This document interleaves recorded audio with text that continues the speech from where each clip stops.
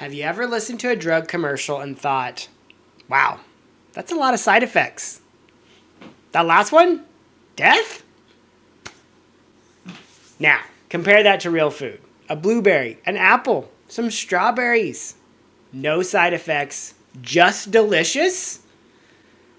And yet people will say, nutrition needs more clinical studies before we consider them as an actual solution to chronic disease. Really? Let's talk about it.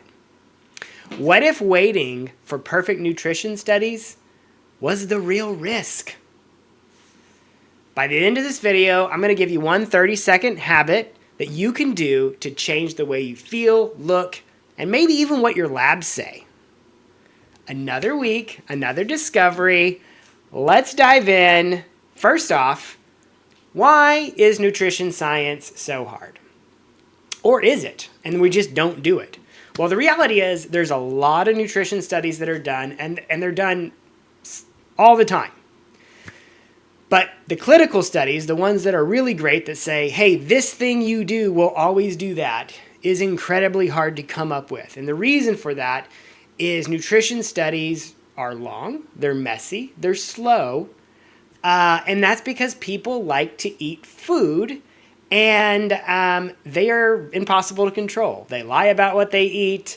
Best case, your documentation of what you're eating is very self-reported. And so it's hard to always say, well, this will do that.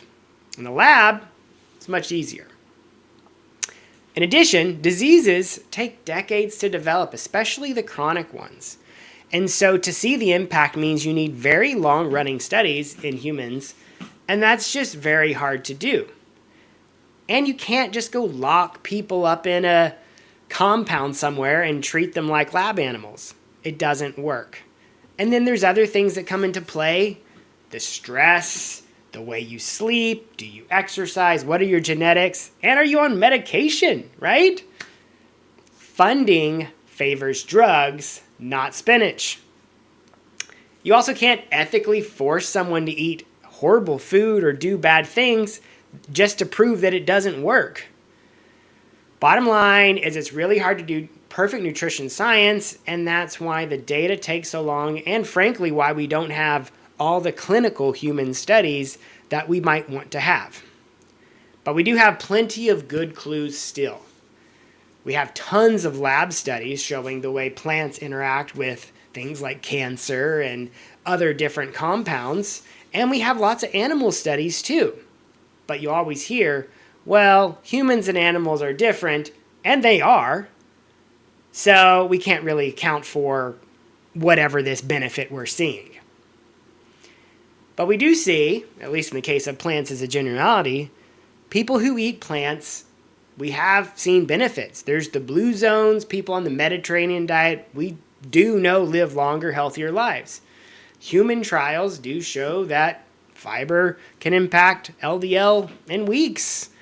Berries are great for improving blood sugar and blood pressure.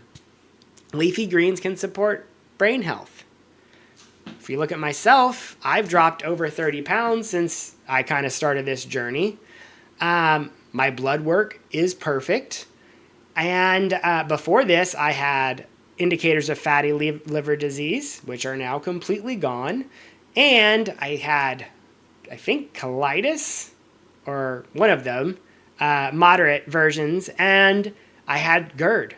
All of that is gone, just with the diet change. That's it.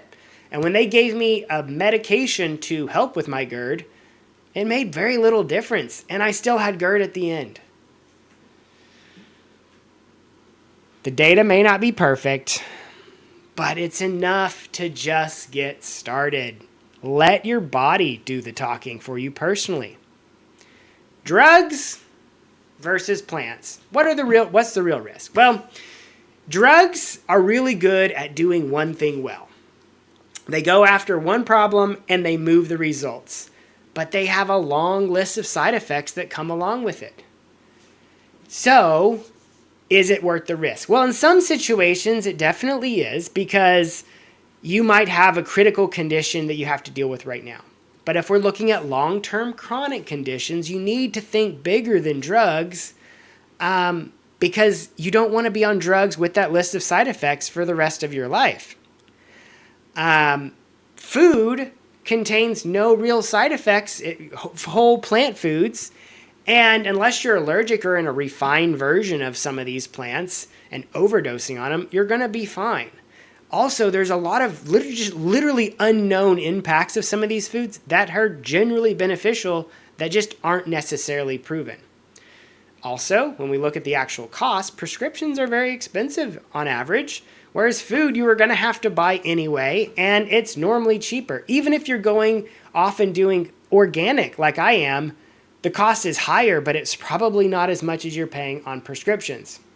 So what's the riskier bet? Prescriptions or food?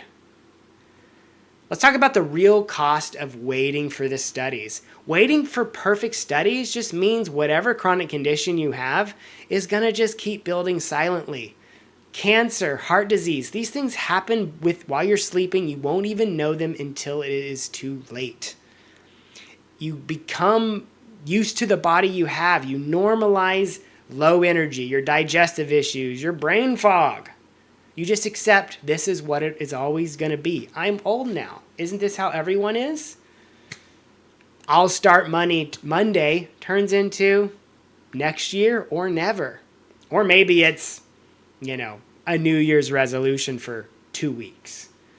Decision fatigue can keep you stuck. But every meal is a vote. It's a vote for health or for disease. Not acting is acting.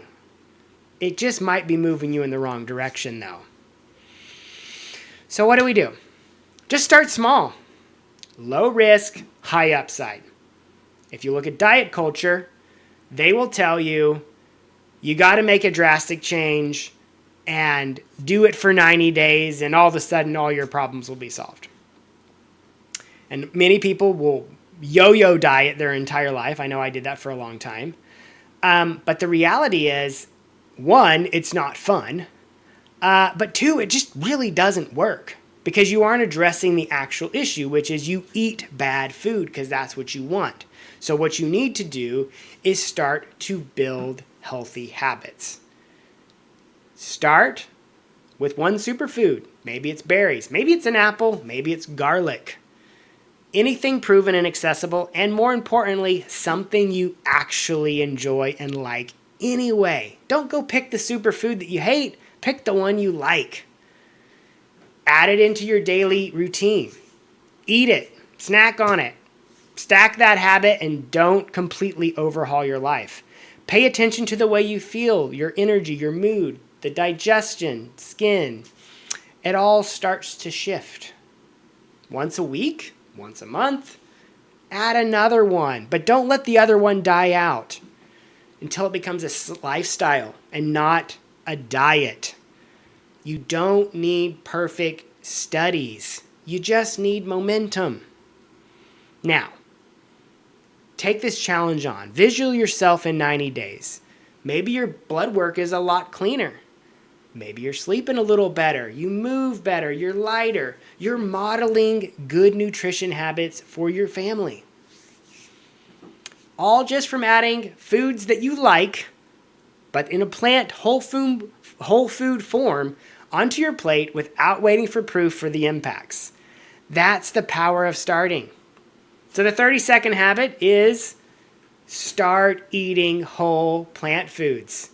Take one processed food out of your diet and replace it with a plant and add it into your daily life.